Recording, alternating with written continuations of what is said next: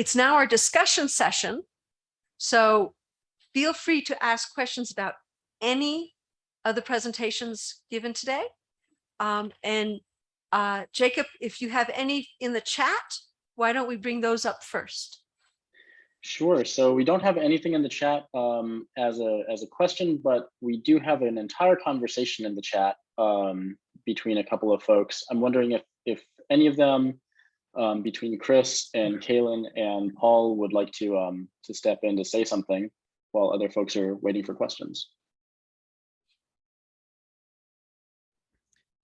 Well, I wanted to just jump in and thank Kaylin for the question. Sorry, I didn't see it until a little later on.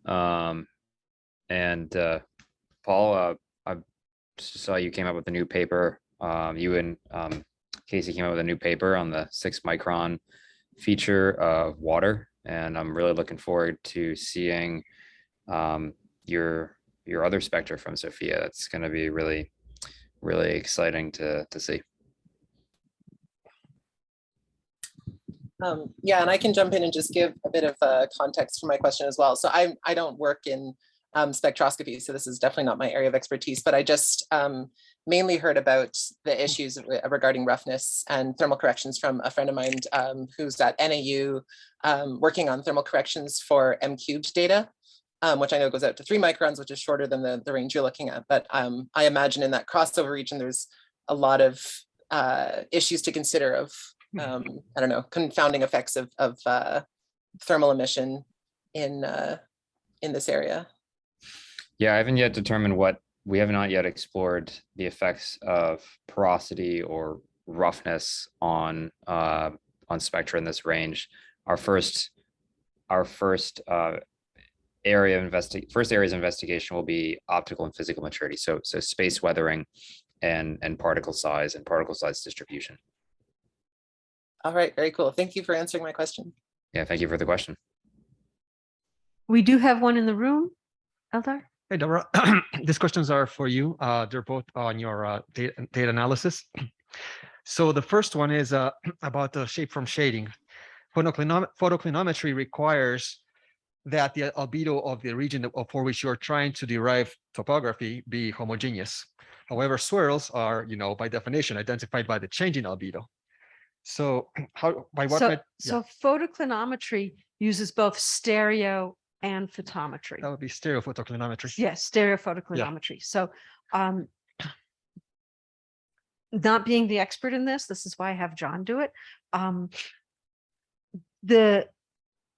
You use the stereo first, and it use the stereo pairs. And the photometry, that you use that then to derive the photometry, which then feeds into the stereo. So it's kind of a loop,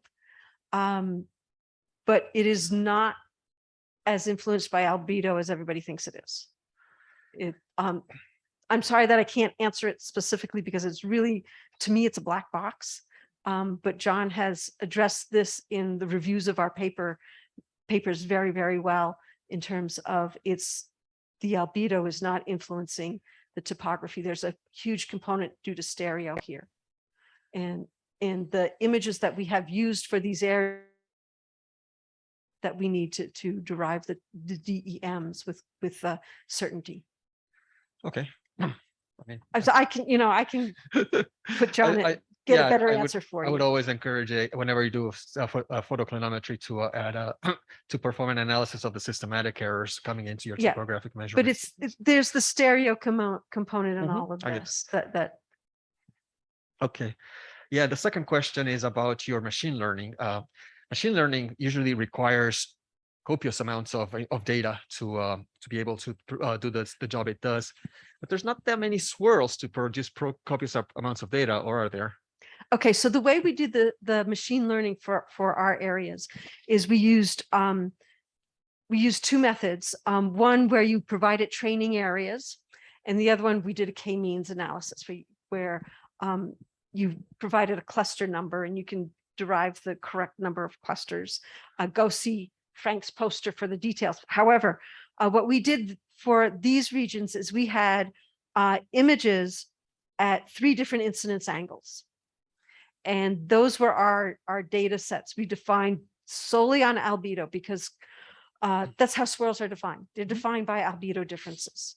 So we gave the machine learning tools 3 different incidence angle images. For the one we said, okay, here's a training area. This was what we mean by on swirl. This is what we mean by off swirl. This is what we mean by maybe diffuse, and off you go. The k-means, we just gave it the same data set, and the 2 really match very well in terms of what they define as on and off, and the intermediary. So that's the data sets we used. We gave it 3 different incidence angle images and went from there. Okay. Okay. Any other questions? Has anything popped up but in the chat room, Jacob? No, we still don't have any chat room questions, so another in the room question would be fine. All right, Dave.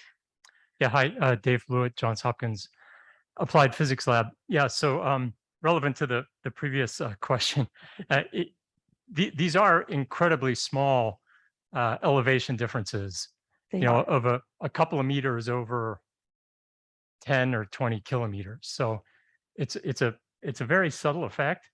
And so, you know, if this is true, it's very interesting. And I'm glad you're continuing to pursue it. And yeah, you've got people like Eric Palmer and Frank Wyrick, who are experts in SPC, and they say that it, you know, that was my first question too, was, well, the albedo is, you know, getting mixed up in here somehow, but they say it isn't. So I have to trust my experts. yeah. Yeah. So it'll be really interesting to see what results you get from the rougher terrains, like you said, in the highlands, where the swirls are clearly draped over, you know, rugged topography, and So see what comes out of that. So for us, the challenge there is the rough topography. In terms of the places in Mariangini, we could show that there was a gentle regional slope that we could then remove and then use the numbers at face value. We're going to have to do some real hard thinking about, okay, if I have a slope here, or I have a little knoll, what does it mean to have a pocket on one side and not on another? And how do I pull that out of the data set? So it's going to take some thinking, but it'll be interesting to see what we find out. Yeah, and again, I'm not sure if pocket's the right word. Yeah, I mean, it's No, like it's so subtle, the differences, that anyway. Yeah. I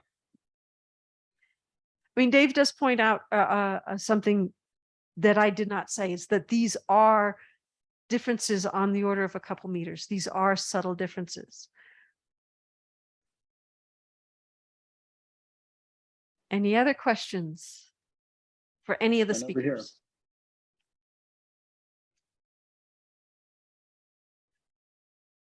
Well, let's thank our speakers again. And there is another geology and geophysics session after the break in the same room. Thank you very much.